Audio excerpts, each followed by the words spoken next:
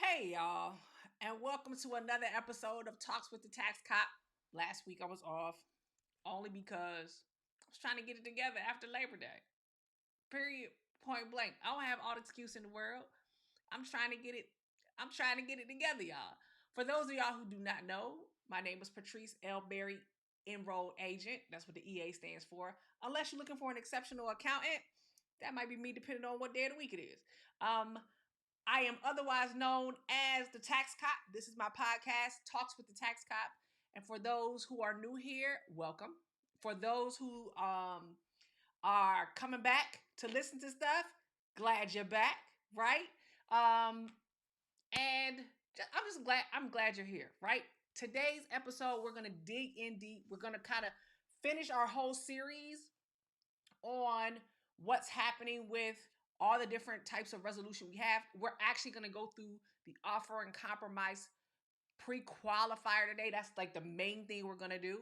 But before we get into that, just kind of hope everybody's Labor Day weekend before was good. Last week was so short, but so long. You know what I'm saying? If you get what I'm saying, the junk is crazy, right? It was short but long. Long but short. And it got to be Friday before I knew it. And so now we're here, and this week is an important week for so many different things. If you have not already, and you have an S corporation or a partnership, if you have not already, I'm gonna need you to reach out to somebody and go ahead and get those tax returns filed by September 15th. This is the extension deadline week. I will be almost incognito as we finish up S corporation and partnership returns for my clients. But this allows us to go ahead and get them filed, right? And at the federal level, they will pass through to your personal tax return. That deadline is next month, October the 15th. 17th is when it is getting filed, somewhere 17th, 18th this year. However, we are moving forward to that. Your S corporation and your partnership tax returns must be completed before you do your 1040s. Your pass-through entity tax returns must be completed prior to doing your 1040. So if you realize that you kind of made that mistake and you already filed your 1040 is going to have to be amended. Okay, so always remember the pass-through return has got to be done first. Why? Because those pass-through returns kick off K1s. And I have a lot of clients be like, where can I find a K1? The K1 is generated when you finish the, the partnership or S corporation return. It is the product, the deliverable that comes out of that return that goes on to the 1040s. It's equivalent. It's an information form. It is equivalent to what a W-2, a 1099-R, a 1099 NEC, a 1099 miscellaneous happens to be. That K1 is critical. It has critical information that needs to pass through. That's why they call it a pass-through entity to your 1040. So this is the week we do those. This is the extension period to make sure that everything gets correct, everything gets documented, everything gets closed out. So remember that. Also, personally, this is like mid-month. The kids are in school, everybody in school. Everybody in school. So it's been like 2 weeks and my work day looks different, feels different, flows differently than it has in the past. I kind of like it. I think I'll get back into the realm of having music play in the background when I'm working. Right now, it's kind of like when I'm focused. You know what I'm saying? If I have some subtle sounds, y'all got any recommendations for some subtle sounds I can play in the background when I'm doing work to kind of get me in that zone? Sometimes I'll turn on a feature because I'm using a Mac. Feature in a Mac to be able to like listen to waterfalls and things of that nature. But if y'all got any like, yo, this playlist is fire, share it. Like if it's your go-to, like when I'm doing fitness and I'm going in the gym, which I'll be going to the gym in a little while, my playlist is ratchet, y'all. It's ratchet, right? And then sometimes when I come in the office, I want like some inspirational, flowing or just like hidden beach type sounds. But when I'm in the gym, I ain't gonna lie to you. It's either Afro beats or it's ratchet, like a ratchet playlist, because it'll motivate me to get through my sets using bands. And if I'm out there, like I got fight camp, if I'm doing fight camp to release stress, it's ratchet. It really is. It is ratchet. I got a ratchet playlist, y'all. But when it comes to working, I need something that, don't get me hyped up, but gets me in the zone and gets me focused. All right.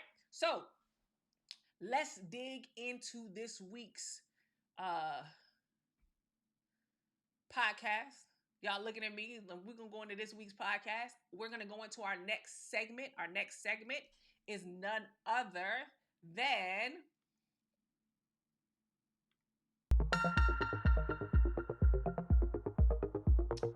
audit and all, y'all. We had audit and all. All right. So what I'm going to do is this week, we're going to talk about hobby loss rules. And of course, I'm going to go to my trusty, dusty source, the Bradford Tax Institute, because why? They break that thing down into plain language. And so we're going to go through this because as we're going through the end of the year and people are like, hey, I want to start a business. What am I doing? I started it in the latter part of the year. I started this summer. How do I get to be able, y'all always coming to somebody and be like, I want to write off everything. And I'm like, write off? What? What do you freaking mean by write off? That's a marketing term. I get what you're saying. You want to know how you can take that thing and it be a business and you can actually account for your business deductions. Like, let's use accounting terminology for me. Y'all know I'm an accountant.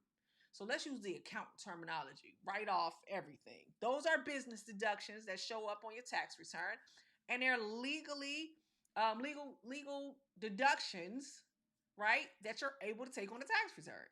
So you want to know how your business make sure it stays a business versus a hobby. So let's jump into this. Really, let's talk about what Bradford Tax has us discussing. Shall we?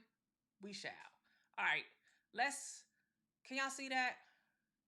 Y'all, I'm gonna make the screen I'm gonna make it a little bit bigger so y'all can see this. All right. So we had the hobby loss rules, right?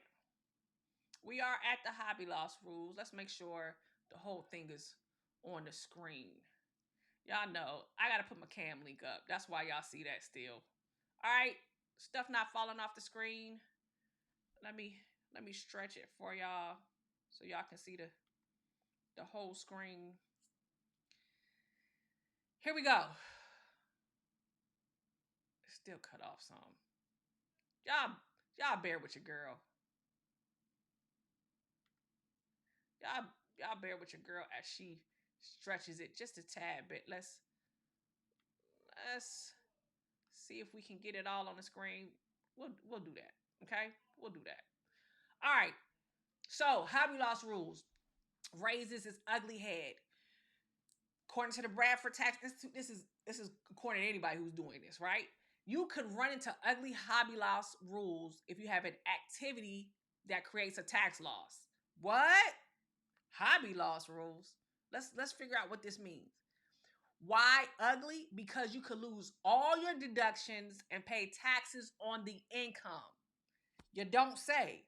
Yes, I do say if you don't do this correctly. Let's bring this in just a tad bit so that you can see everything that I'm seeing. I had it at 150. Let's take it. There we go. At 110. Now it's on the screen. All right.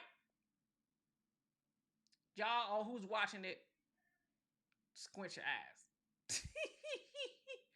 All right. Your activity income, let's say your activity income is $200,000 and expenses are $350,000. That means we had more expenses than we did income. So therefore, we already know we're operating at a loss. If the hobby loss rules apply, you could end up paying taxes on that $200,000 of income, and that's not what you wanted to do. Think of it. You lost $150,000 on the hobby. That's cash out of pocket, right? And now because of the rules, you end up paying taxes on that $200,000 of income, and that was never your intent. Yeah, that's ugly. Everybody would know that, that would you 200,000. I wasn't thinking that way. I thought I was gonna be able to deduct this and leverage that $150,000 loss. We know. So let's talk about it. Know this. Let me go back to Tiny. Know that the ugly hobby loss rule applies to all taxpayers. Mary Kay consultants, y'all out there, my paparazzi people, my MLM people, have suffered. Amway distributors have suffered. Dog breeders have suffered. Horse farm owners have suffered. No profession has escaped this. Okay, no matter the profession, you can suffer the ugly result with either low or high income. Now, if you got high income, you like bending over, touching your stomach, clutching your pearls, it's not cool, right? Y'all, when I get this cam leak thing straight, y'all gonna be like, what? She don't have stuff popping up, messing up, right?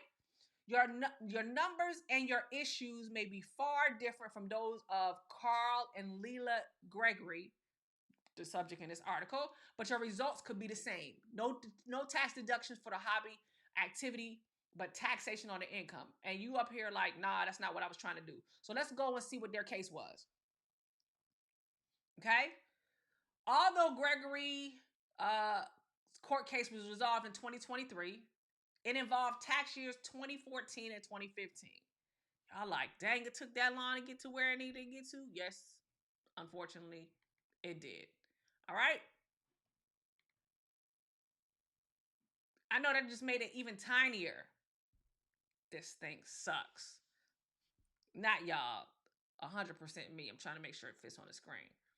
All right. The 2014 and 2015 hobby loss rules that could allow hobby loss deductions up to the amount of hobby loss income, right, are disallowed for tax years 2018 to 2025, but return in 2026. In other words, the Tax Cut and Jobs Act done got us again. There's a lot of things that are supposed to superset themselves in 2025 when what happened under the previous administration goes away. There's certain, now let me make this key. This is supposed to, if Congress get to Congress and acting right, then we good. But if Congress decide they won't be Congress, we could end up like them keeping everything up underneath the Tax Cut and Jobs Act. I'm hoping some things they be like, you know what, that was during that time. Let's make some adjustments and let's go back to the days of old. But I can't promise you that's what they're gonna do. Okay, so essentially what that's saying is the hobby loss rules, right? It would net itself out. So if you had hobby loss rules in the past, it would go, it's almost like gambling winnings and gambling losses, right? Your gambling losses are only offset up to your gambling winnings offset to gambling losses. So if you had more losses than you did winnings, you can't take that extra loss. That's the same thing that's happening. That's the same thing that's happening here. Okay? Yes, my dear. Yes, you may. Say hello to the people since you interrupted the podcast. Hi. Say, they can't see you. They only can see the top of your head. Let me put, since he decided to interrupt the podcast, anybody who wants to see on the screen what's going on. What did I do? Oh man. You need to fix that. Don't I? This is what happens when mom not 100% on her tech game like she's supposed to be. Let's see. Say hey. Hi. What's up to the podcast people? Anybody watching in the YouTubeville? Right? Yeah. All right, you can go get your strawberry shortcake. Yay! All right, shut the office door, please. Okay. You messing up stuff in the studio, aka the office. All right, back to sharing the screen. All right, so where were we? This happened in 2014, 2015. Y'all, I wear glasses. Let's just be real. I wear progressives. I can't see that. I gotta make it bigger. It's just gonna be off the screen. It is gonna be what it's gonna be this week. All right. So The rules in effect today did not all hobby loss deductions, other than the cost of sales against hobby income, as you learned in the opening of the article. All right, so here's the facts. Facts is what matters. Okay? Carl and Layla Gregory chartered their yacht. Say that 25 times fast. That's a tongue twister. Leela, I hope I said that right. Leela in 2014 and 2015. They did not conduct the charter activity for profit. This was a hobby. What? Yeah, they didn't do it for profit. They did it because they did it like it was a hobby. That's what happened. Though the hobby generated income, it also incurred sizable expenses each year. The Gregorys deducted some of those expenses under Internal Revenue Code, that's what IRC stands for, Section 138B2, the hobby loss section of the tax code, and placed them above the line to reduce their gross income. Above the line, above AGI, right? After an audit, the IRS determined that Section 183B2 deductions were miscellaneous itemized deductions under Section 67, meaning that they belong below the line and reduce adjusted gross income, not gross income. All right, so when we're talking about above the line and below the line, y'all go back to one of the previous episodes when I break down the 4 important numbers of the tax return. That line is actually what I call the queen of the tax return. Okay? So are we deducting it? Are we making an adjustment before adjusted gross income? Are we making that adjustment after adjusted gross income? If we get to make, y'all know that anybody who works with me, who's listened, the goal, because I think AGI is the most important number on the tax return. The goal is to make AGI as legally low as possible. So what they wanted to do is they wanted to reduce those losses right before we ever got to AGI. So we're doing whatever we can to make AGI as low as possible. If you take the deduction under AGI, under the queen, what happens is you impact, right? If you can take them, right? You impact the second most important number on the tax return. I call him the king or the king, depending on who I'm talking to, taxable income. Now, this is the deal. Miscellaneous deductions, itemized deductions, got to exceed 2% of AGI, all this other stuff. So there's other rules applied to that deduction. Now, there's no guarantee you get to take itemized deductions. You either got to take the standard deduction or itemized deductions, whichever happen to be higher. And so that's why it's like, oh, snapola. I don't get to take, I might not be able to take it. We want to be able to take them before we get to the queen. We want to do whatever we can to legally, y'all hear me say this, legally reduce the queen to as low as she is possible, because everything up underneath her is gravy before we get to the king. And so that's what happened. When they did their tax return, deducted her before we got to the queen. And the IRS said, baby, no haps. You're deducting her before you get to the king. Got it? Hopefully that makes sense. In summary, the tax court ruled for the IRS and against the Gregorys. The Gregorys did not like that opinion, so they appealed it. Y'all, you do have appeal rights. Let's see what the appellate court said. The appellate court reviewed the tax court's ruling de novo.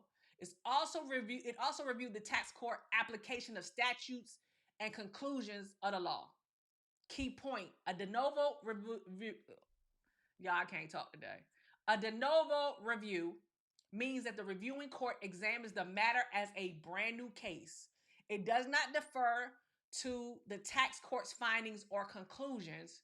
Instead, it takes a fresh look at the issues and questions and looks at it like, hey, this is the first time this case ever been looked at. Okay? For techies, if you want to deep dive into the hobby loss rules under Section 183 and other tax code sections that relate to it, read this Gregory case. We're not going to go into the technical aspects of it. Let's see what the appellate court said. The appellate court agreed with the tax court's findings. So they took it, they scrubbed it clean, they went back to the table, they looked at it like it was a brand new case, and they said, hey, we in concurrence with the tax court. They owed $267,221. Okay, so now that's $267,221 in additional taxes because they could not deduct their hobby expenses. Meaning they went into this not trying to do it for profit. This was their hobby. Now, I'm going to tell you that even sometimes, this is why you got to be careful. Even if you're doing it for profit, the IRS, if they flag it based on information, could easily determine that you say you was doing it for profit, but based on the evidence we're seeing, this actually is a hobby. And so therefore, because it's a hobby, and if we're talking about anything between 2018 and 2025, look, y'all, you don't want to owe any additional taxes. So you want to make sure that you are doing your businesses correctly. Y'all know my heart is for the small business owner. I want y'all to be doing stuff in decency and in order, do it right. So if we're doing it for profit, I want a separate bank account. I want you to make sure you're registering things. I want to make sure you got what? Documentation. The auditor and me won't quit. She just won't stop. She never stop, won't stop. Okay? It's not gonna happen. Y'all gotta understand that y'all gotta do the right things. You have to take about it and go about it and do it correctly. The loss of the hobby deductions in this case is different from the 2023 example in the opening of this article, as we explained below. It worked like this in years 2014 and 2015. The Gregory's had to deduct the hobby expenses as itemized deductions subject to the ceiling of the category of deductions. The 2%, this is below the line, 2% of AGI, that's all they could deduct. Because the Gregory's had income that reduced the 2% to zero, they made too much monies, they had no tax deductions for the hobby. What? They determined that this was not a deduction above the queen. It was actually a deduction below the queen. And they went and applied what happened in 2014 to those rules. That's what happened here. And because of based on where they were, their AGI was so high, it did not allow them to do what they needed to do to phase itself out. They didn't get no 2% miscellaneous deduction. They ended up having to pay taxes on that. Now, let's note this. Had the Gregory's incurred this loss in today's time, in 2023, the result would have been the same because the Tax Cuts and Jobs Act, y'all know I hollered at them, right? I said it's the previous administration, Tax Cut and Jobs Act, made hobby loss expenses not deductible for 2018 through 2025. We don't see hobby loss rules come back like the offset, right? So it can net itself out. We don't see it happen until 2026. There's a lot of other things that, because of the Tax Cut and Jobs Act, that we also don't get to see. But this is one of them. And if you're making this much money on a hobby, I ain't gonna lie to you.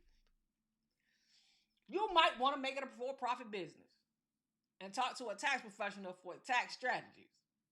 This would have been a great thing for tax planning, even in 2014. But if you find yourself in a situation really where you like, you know what, I want to turn my hobby into a business, I want you to go about it right, and I want you to go find somebody to talk to, because I don't want you to end up in a situation down the road, 5, 6, 7 years down the road, and you're hoping that the new rules will apply. But we not right now, we still in the rules of you can't offset hobby losses. We still got 2 more years of doing that. I'm recording this in 2023, y'all. Okay? Takeaways. The hobby loss rule can have significant tax implications for individuals, partners, S corporations that engage in activities that produce a tax loss. Y'all have got to be able to support that you are doing this, and those are legitimate business losses. That's my summary, okay? If you run afoul of the hobby loss rule, also as the not-for-profit rule, not a non-for-profit, right? Classification, a not-for-profit. You are not in this as a profit activity. You're not in business to make a profit. You can suffer a financial burden. You not only lost money, who want to do that in this day and age, right? But now you have to pay taxes on a gross income from the hobby. And obviously this hobby costs them a buttload of money. And you can run into the draconian rule irrespective of your income, whether it's $20,000, 100,000 or the hundreds of millions of dollars. You do not want to, if your goal was not to be paying taxes on that, you didn't set aside money because you wasn't thinking about that, then you got to go about this totally different. The 2023 court case involving Carl and Leila Gregory highlights the intricacies of this rule. They chartered their yacht as a hobby. They generated income and they incurred substantial expenses. Y'all notice we not saying write-offs. We saying expenses. So they ran this, got money, had associated expenses, and did not get any benefit of those expenses. The IRS moved the Gregory's hobby expense deduction to the correct itemized deduction category. They had to have more than 2% of AGI for miscellaneous deductions, but it phased out based on their money. Because of too much income. What? You can have too much income? Obviously you can. The 2% rule denied the expenses. The tax court and the appellate court upheld the excessive income finding. Consequently, the Gregory's owed an additional $267,221 in taxes due to the eligibility of their hobby expense deductions. Truthfully, if we could have the hobby loss rules, it would have they wouldn't have got, we use the numbers, $350 in expenses, $200,000 in income. In the example we had at the beginning, they wouldn't have gotten to be able to take the 150, but they wouldn't be paying taxes on the 200,000. Okay? This article underscores the importance of understanding the hobby loss rule as it stood in 2014 and 2015 and how the hobby loss rule is being applied today. Y'all got to make a determination. Even if it's a for-profit business, they say it don't matter what you're doing. The IRS could come back and throw hobby loss rules at you. And we'll go into this a little bit more in another episode. How do I avoid the hobby loss rules? Like, really, what do I have to do so that they can't deem me to be a hobby, right? My business may not be operating at a profit. Think Amazon for plenty of years, right? But what are we doing to still look? I'm going to use accounting words, auditing words, appearance and in fact that I am out here running a business with the goal of generating profits. And that this is not my side hustle. That's a nice to do, a nicety, and looked at as a hobby. All right? That's audit it all for this week, y'all. Where is my mouse? My mouse not being funny. My mouse not being nice to me. Let me switch mics. Turn this one off. Turn the other one back on. Let it connect. Let me work my magic. Turn this one off and let it charge. Turn my trackpad off. Turn my other mouse on. Let's see if she's charged now. Come on, boo. There we go. She's connected. Where's she at on the screen? Technology, baby. All right. Let's get into the beauty of everything, the main event, shall we? Let's get over here to the next segment.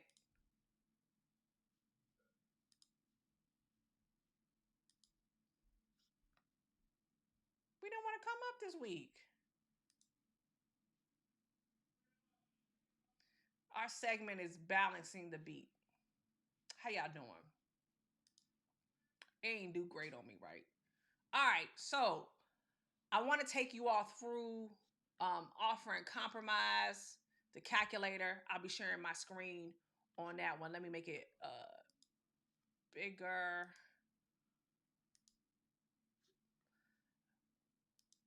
And I'll figure out why balancing the beat didn't come over.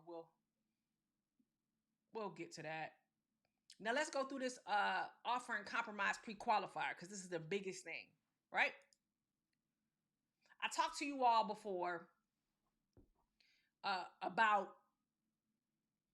things to consider when we doing offer and compromises. Making sure you understand all the intricacies, all the ins and outs of offer and compromise, why it's important, why it's significant, etc. Now, when we get into this, I want to walk us through. Let's see if I make this a little bit bigger. I want to walk us through. Yeah, let's do it this way. Everything that's happening when we do this offer and compromise. I recommend before you talk to anyone to assist you in this area that you, and I'll put where this is in the description, and I'll actually will put it on the podcast notes as well. Excuse me. Excuse me. Um, so you know what an offer and compromise pre-qualifier is. So you can run yourself through it before you go to talk to somebody.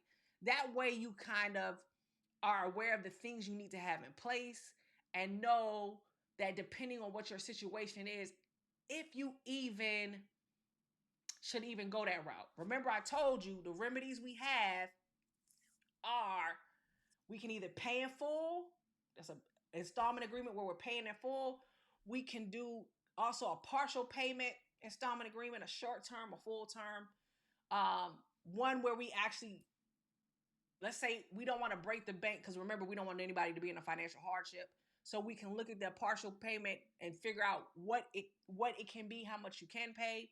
We have currently not collectible, where based on your finances right now, stuff is just a little bit too tight for you all. So therefore, we on hold. We not in, we not in a we not in a collect. We are still in collections. We are not in a situation where they're gonna be harassing us and attacking us at this. They're gonna check on us every year to see if we can actually go into either an installment agreement or put ourselves in an offer and compromise. But right now, it's just I don't have enough money to be able to pay y'all without putting myself into financial hardship. That's currently not collectible or CNC, right? So we got our payment plan. We got currently not collectible. We do have ways to get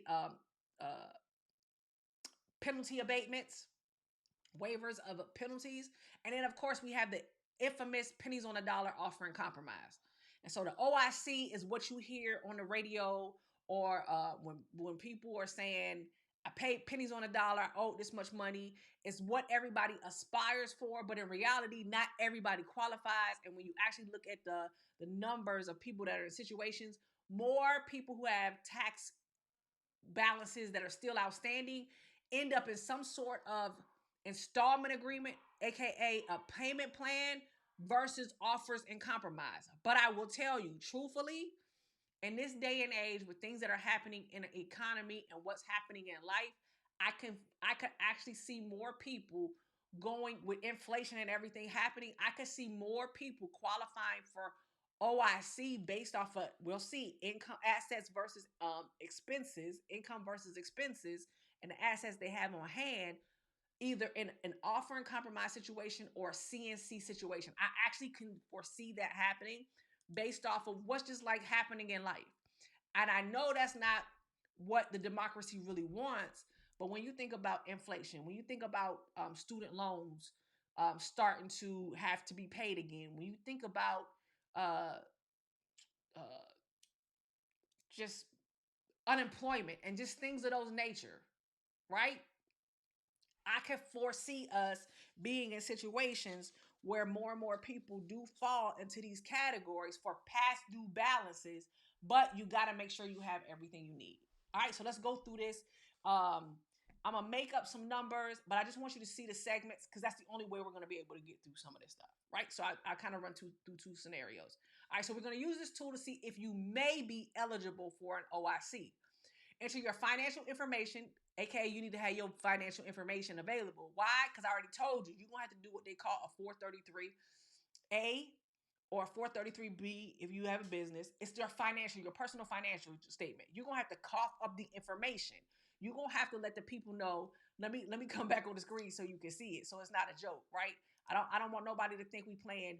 Oh man, y'all get your girl in technology, right? Cause your girl just be doing stuff wrong. She be thinking she do stuff. It's not an episode if anybody watching online and you don't see me doing something crazy like I know what's going on. All right, so you see me and I want you to understand this, and I want you to understand this front, center, and clear. I've told you this before.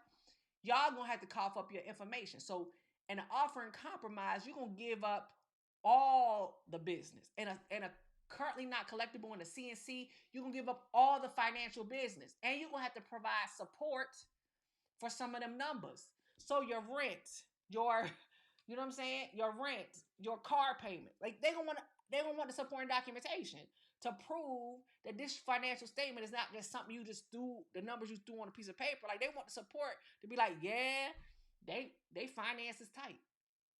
It's tight over there, right?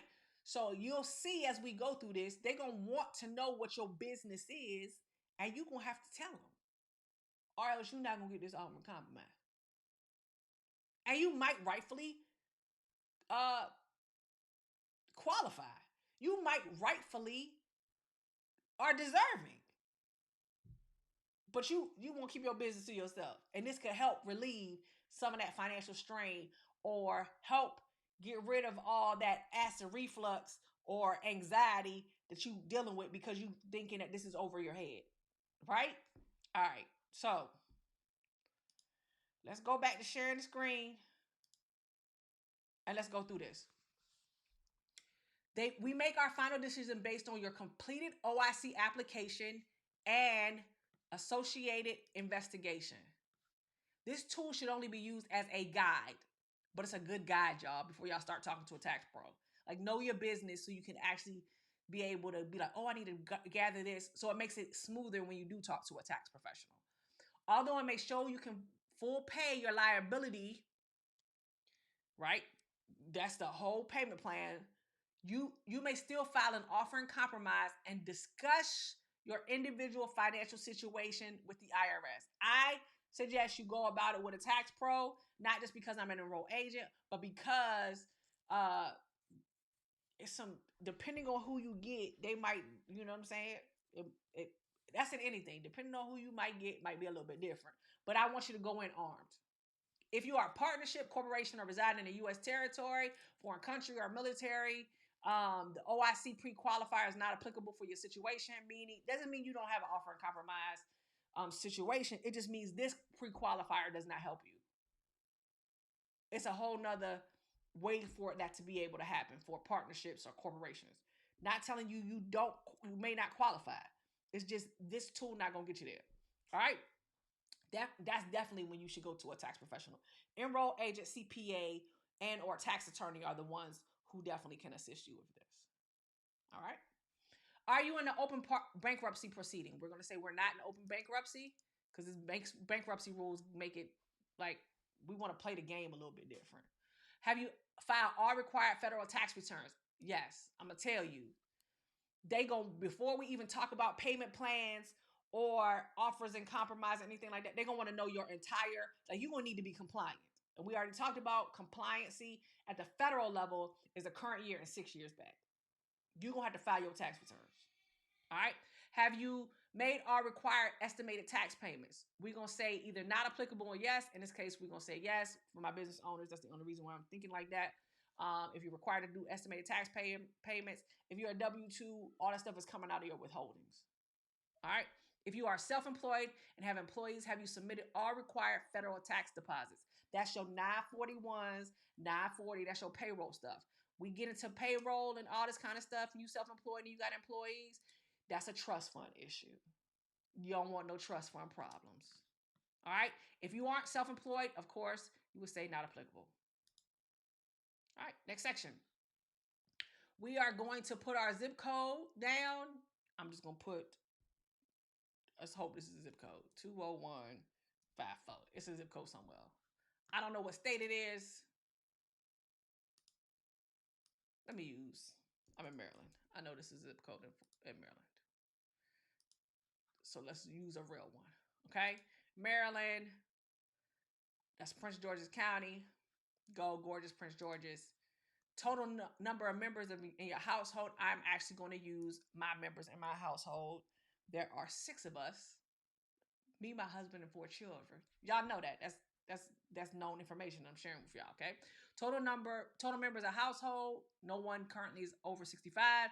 Total IRS debt, including penalties and interest. Let's say we at somewhere near. Let's do 100. Let's do 100. Just nice and round, because we were just talking about that in hobby loss rules. That number was still not 100,000. What is the most recent tax year you were requesting to compromise? For example, if you owe 1040 taxes for 15, 16, 18, enter 18. If the most recent tax year is more than 10 years old, please enter the year the tax year was filed. This assists in the future. Let's do 2019. Let's do Panini year 2020. Let's do Panini year. All right. What? Y'all see the IRS did it to me. They said they having technical difficulties. This ain't had nothing to do with me. Let's see if I can make this work. Let's go back. Don't just suck, y'all. Next.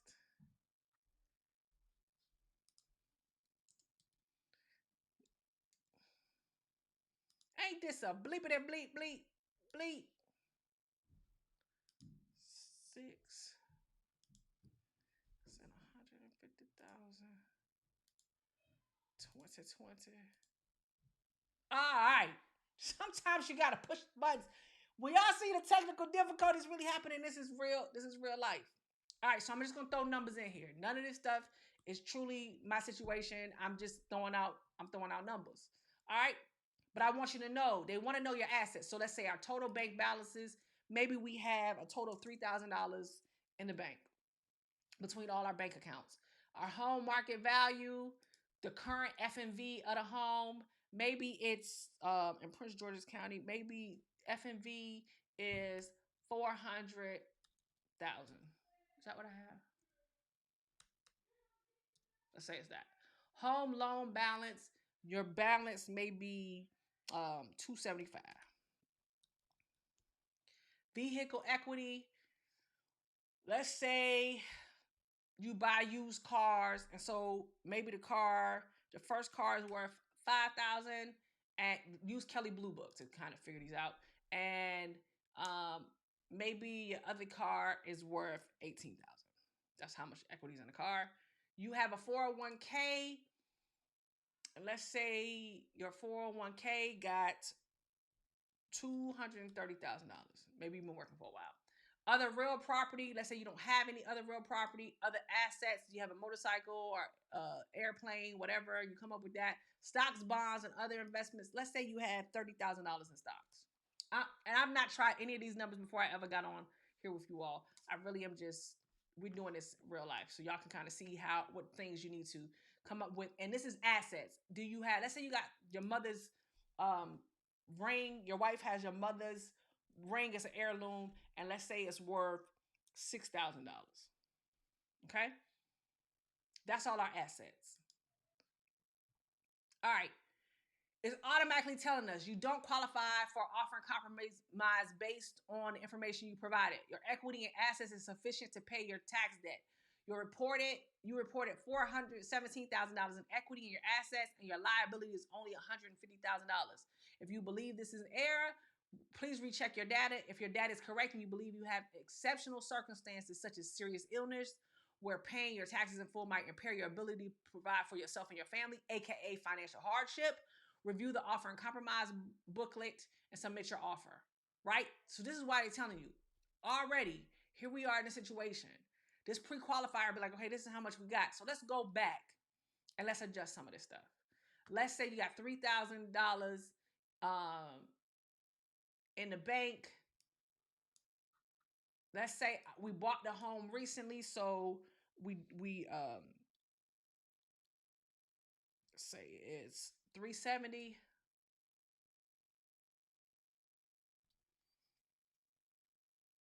We only got one car, and we didn't do what we were supposed to do with our retirement, so we only got $10,000 in retirement. Because what they're trying to tell you is, hey, sell your assets.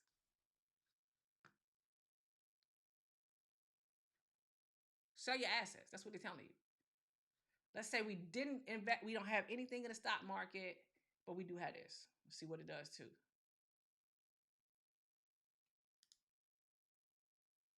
All right. Y'all see where I adjusted, so you can see what's happening. If your assets exceed, they're gonna be like, sell some of that stock. Go on and pay us our money. Cash in your 401k. Go on and pay us our money because you have it. You're going to have to come up with that information. And you're going to actually provide your statements from your 401k and things of that nature to show it to them. Unless, of course, you get early penalties and things of that nature from. I keep clicking this. It's amazing what I do on the screen when I do that. Because I'm actually over here. All right. Now, let's go to gross wages. Now we're talking income. Let's say we got gross wages, including Social Security. So for information about your household, this is monthly income. Let's say our gross wages, including Social Security, pensions, unemployment. Let's say we in Maryland. I use Maryland, right? So let's say it's $10,000 a month between you and your spouse. Maybe you have $100 in interest and dividends. You don't have any distributions from partnerships or S corporations. Now, if any of my business owners, y'all got them distributions that y'all are taking, understand that's where they're going to get y'all. Because they're going to count that distribution as income that could be going towards money that you pulling out of your company that you could put towards this debt. All right? Net rental income, let's say you have no rental property, you have no business income, you're not receiving child support, you're not receiving alimony, we have no additional income. This is all that's happening. Okay? All right, so now our rent, our mortgage, now we going through our expenses. And y'all see, I'm just paying up money. Okay, so let's say $2,500 is our mortgage. Total vehicles, we said we only own one vehicle. We don't have a payment on that vehicle. Let's say we paid it off already, right? But we have operating costs because gas is hella high. Okay, so on a monthly basis, we still doing a month's household income. Okay, let's say gas, we commuting back and forth. Let's say we got to pay $200 in vehicle operating costs. Public transportation, we get to sit at home for 3 days out of the week, so we only going back and forth. So we're not on public transportation, we actually parking. Our health insurance premiums, let's say they are $250. Life insurance premiums, let's say they are $100. Federal and state local taxes on a monthly basis, let's say they're $300. Child and dependent care costs, I'm gonna tell you, let's make them $2,000, right? And you have no court order payments. Okay? Remember, we put our income in on the other page. Now, and I just threw expenses out here. It says you do not qualify for an offer and compromise based on the information you provided. You have reported expenses of $5,350, and we have allowed expenses. They allowed expenses of $8,529 a month because they're standards that is already built into this calculations based on where you live at in the country. Your income shows that you pay $1,571 a month and can full pay your liability. You have $15,350 in equity and assets. Hey, they're saying if you really wanted to, you could sell some of them assets. If you believe you have exceptional circumstances such as a serious illness where paying your taxes in full might impair your ability, then go to the booklet, work with a tax professional, etc. Right? So this is their proposal that happens. I want you all to, that's why I said I'm gonna put the link in. I want you all to be aware that this is a good way for you to be like, what is the best strategy for me? I automatically hear all the time on the radio driving around that I can pay pennies on the dollar on my liability. But I don't know my numbers because what did I tell you? You're going to have to give up your financial information. You're going to have to, I want you to make sure you see my face. You're going to have to fill out a 433A or B, depending on how we're doing this, right? That 433, as well as the application itself, which is a 656, is that 433 is your financial statement. They really want to know what's going on. And if you have your nest egg built up and they say, hey, you know what? You get back on it, but let's see if we can cash some stuff out. But there are circumstances, and when you're working with a tax professional, to be like, look, let's not necessarily cash that out. There's other things we can consider. And I'm not going to lie to you. In most cases, if you owe federal, I normally find, and you have a large balance, I normally find that people also they're in a payment plan with the state. And I already told you, the state like Rumpelstiltskin or a bad boyfriend on Instagram, bad boyfriend or girlfriend on Instagram stalking your butt. So I want you to keep all of that in mind because that's important information. This tool right here is a great tool for you to be able to take and go into a conversation with a tax professional, knowing your information and your situation up front. And this is the beauty of it. Y'all see right here, you can print this. Right? If we wanted to, we could print it. The outcome, right? Know what you're putting into it. Let's see if we go back. Is it going to let us print this page? Boom. So therefore, you're going into a meeting with your own notes.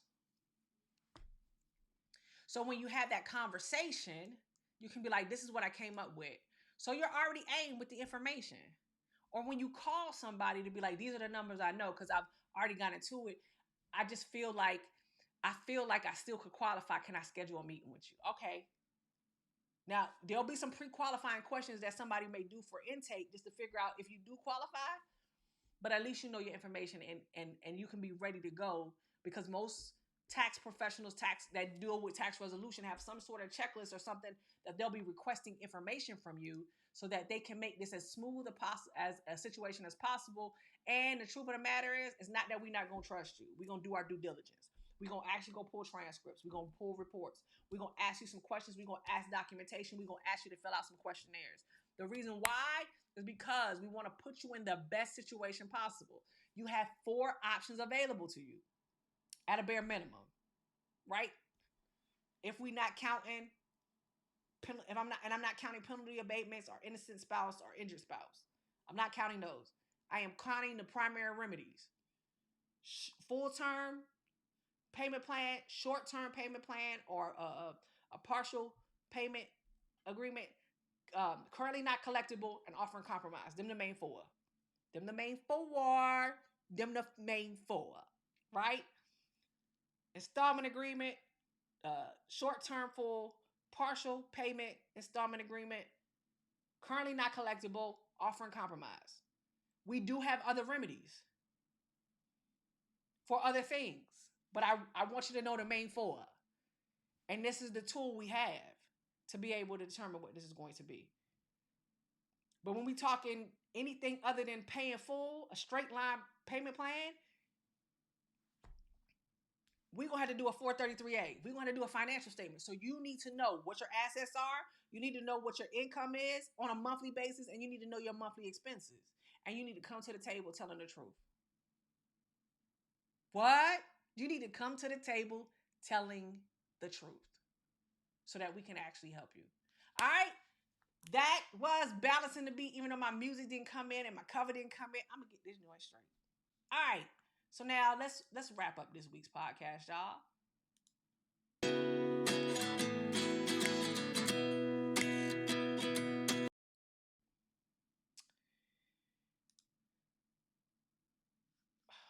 I do not want to do this. I gotta get my stream deck together. Y'all, I appreciate y'all for tuning in. I truly do. Even with the interruptions in the lives and everything that happens, let me get a little bit closer so y'all can be in here with me. I truly do appreciate each and every one of you all that tune in to this podcast on a weekly basis. Tell me what you like. Tell me what's working. Tell me what's not working. Tell me what you want to hear more about. Tell me if the way things are laid out are beneficial to you all. I want you all to know, those of you who are starting businesses, those who are in businesses, like, I want you to be able to leverage everything you can in the code. I am here to demystify taxes, to demystify accounting, to make sure that we are doing stuff above reproach, because we ain't got to do nothing illegal when the code lets us do so many things legally. There are so many great things we actually can do with the tax code. We just got to know the rules. And if you don't know the rules, cool. Find somebody who's willing to share those rules with you to make sure that you're doing it correctly, who's going to love you and hold you accountable to do it the right way the first time. And I know sometimes we have to smack entrepreneurs' hands and be like, yo, you've been doing something. You had some bad business practices when it comes to this part of your business. You may be great at sales. You may be great at producing products. You may be a superstar at what you do, but this aspect of your business may not be the strong suit. And it's okay to be like, you know what? I ain't great over here. But it's great to be able to partner with somebody who's actually going to take the time to help you figure out the numbers so that you can figure out how to reduce your tax liability legally. But don't think you're not going to get out of paying any taxes. That's just not a thing. We pay taxes on so many different levels. We pay sales tax, we pay payroll taxes, we pay income taxes. Taxes aren't going anywhere. I get it. They're frustrating. But if we can legally reduce the amount so that you can pay your fair share, baby, I'm here for it. And I'm here for finding ways for you to be able to do it and leverage everything that's in the code. I don't want anybody to be like the Gregories that we talked about earlier, where we thought stuff was good and they knowingly was doing a hobby and made all this income and thought they were going to be able to offset this and be like, yo, we doing it because, not necessarily we make enough money over here doing this, and end up with a six-figure tax bill that could have easily sent them over here into an offer and compromise situation. I don't know how it ended up. They might, I'm sure, when they got that bill, maybe they had the money. Maybe the money is sitting there. They done went to tax court. They went to appellate court. But to come and find out that you really adamantly 10 toes down, believe you didn't owe no money, and you find out in 2023 from a bill from 2014, because that's interest and penalties taxed onto that thing, that you owe the IRS $262,000, that'll make anybody sick, especially in 2023. And they may not have that money readily available because that was never their intention. In 2014, they thought they was doing it right. That was never their intention. And that's why they went and took it to tax court. That's why they went and took it to the appellate court, because they just knew they were right. And now they got to figure out how to pay them people their money. How they going to get out that situation? That's an uncomfortable situation. When, what I tell you, we got 4 remedies, not even counting penalty abatements and things they want to get out of, right? Because that's tacking on interest and penalties. They got to figure out if they're going to go into a full payment plan, if they're going to try a partial payment plan, because it's been assessed now, 2023. They got 10 years for it to be in collections, right? Is it going to be like, yo, yeah, we was doing that hobby, then we don't even got this yacht anymore. Yo, this is currently not collectible. Yo, we don't have the funds. Or are they going to do and see if they determine and qualify for an offer and compromise? Because they want to pay pennies on the dollar and not be in the situation, and then put their plan in place to work with somebody who can help them with tax plan to not find themselves in a situation, because that hobby loss rules thing, it ain't going to look good. It ain't going to be beneficial to nobody until 2026. Why? Because the Tax Cut Jobs Act is still alive and strong.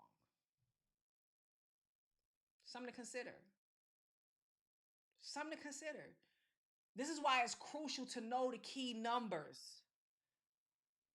on a tax return. The 4 that I say that really matter. That's why. That's why it's important to know really the 4 remedies that exist. I ain't come up with this their rules. It's important to know how to move in these tax streets and find somebody who is going to tell you the truth to be able to protect your assets and have you find a way to audit proof your life and your business so that when situations like this come, you don't have to get ready and be scrambling and up at night and sick and worried and feel like you have no remedies, but you are already ready because all the documentation is in order. I tell you, and I tell you, and I tell you again, as a tax cop, my clients that come, when I see something that is questionable in my gut, that looks like and gives me my audit, it gives my audit radar some like spidey sense.